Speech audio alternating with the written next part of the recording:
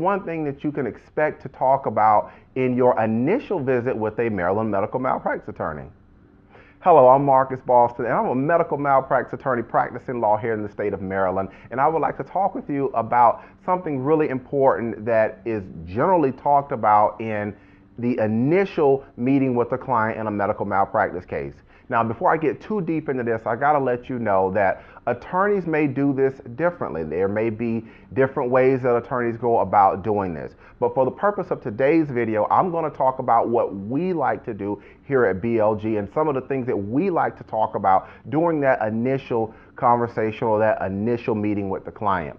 And the main thing that we would like to do is make you feel comfortable about the situation itself and talk about the investigation that has to go into these types of cases. If you've watched our other educational videos, you know that to be successful with the medical malpractice case here in Maryland, you have to be able to show that the doctor fell below the standard of care owed to you at the time. And by falling below that standard of care, this is what caused your injury or your damages, the way the law looks at the damages aspect.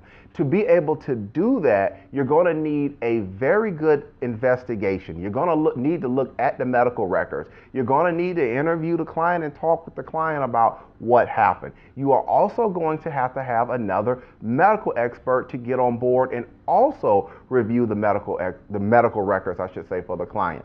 So again, for us, during that initial conversation and that initial meeting, it's really important to nail down a lot of the facts and to get the investigation going.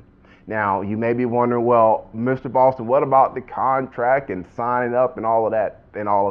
Well, for us, generally, we like to do that when we know that there is a good investigation that has went forth and we think that we can make this case for you. So for us, the sign up and sign on the contract, that's not normally going to happen during the first meeting with the client.